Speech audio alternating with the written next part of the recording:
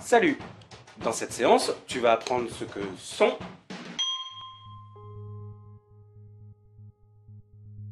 la différence entre un mode et une gamme n'est pas toujours très simple à comprendre puisque les deux notions sont très proches en termes de définition. Dans cette séance, nous aborderons 3 points. D'où viennent les modes? Quels sont les points communs et les différences avec une gamme? Et comment reconnaître un mode? Alors c'est parti! Pour te donner une idée, on va prendre une référence cinématographique très connue, les Gremlins. C'est un film des années 80 dans lequel un père offre à son fils un étrange animal, un mogwai, qui s'appelle Gizmo. Quand le mogwai est en contact avec l'eau, il se multiplie. Les mogwai qui sont créés sont tous des mogwai, mais ils sont tous différents les uns des autres. Eh bien, on pourrait comparer ça avec notre histoire de gamme et de mode. La gamme serait le mogwai d'origine, Gizmo, qui, une fois mouillé, se multiplierait en d'autres mogwai, tous différents, mais tous issus du modèle d'origine. Bon, on est bien d'accord sur le fait que nous n'allons pas réellement mouiller une gamme, mais on va imaginer. Faisons un exemple avec la gamme majeure en Do. La gamme est le modèle d'origine. On l'arrose un peu et hop, elle se multiplie en d'autres gammes, mais toutes différentes. Eh bien, c'est ce qu'on appelle des modes. Là, l'idée importante à retenir, c'est que les modes sont issus d'une gamme d'origine. Alors, deuxième point, quels sont les points communs ou les différences entre un mode et sa gamme d'origine? Je te propose d'observer la gamme majeure et un mode. On verra son nom plus tard.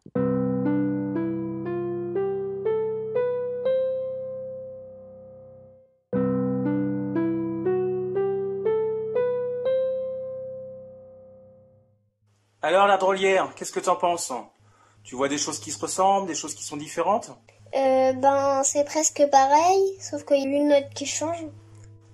Tu peux nous rappeler la définition qu'on avait donnée pour une gamme? Une gamme, c'est l'organisation des sons dans la hauteur, du grave à l'aigu. Et il y a des distances différentes entre les sons. Ok, on voit bien que la gamme majeure et le mode correspondent bien à cette définition. Les sons sont organisés du grave vers l'aigu et il y a des distances entre chaque son. Et bien voilà 2 points communs très importants entre une gamme et un mode. Ce qui nous amène au dernier point de cette séance, comment reconnaître un mode?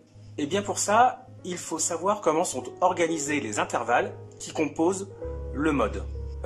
Pour ne pas te faire de nœuds au cerveau, je te conseille de te fixer un objectif simple. Au début, d'en connaître un ou deux. Faisons un exemple, c'est parti.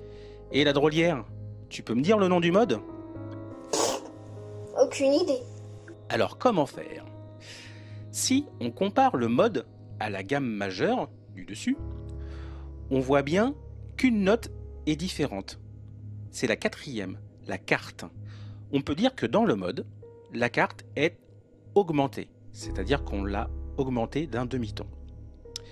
Ah, donc, dans mon mode, j'ai une quarte augmentée au lieu d'une quarte juste. Et bien maintenant, je le reconnais, c'est le mode lydien. Oulala, mais comment tu fais pour les connaître les modes? Il y en a beaucoup? Alors oui, il y en a beaucoup, parce qu'on peut générer des modes à partir des 3 gammes qu'on a déjà vues. Pour les connaître, eh bien, je mémorise les intervalles qui les différencient de la gamme majeure.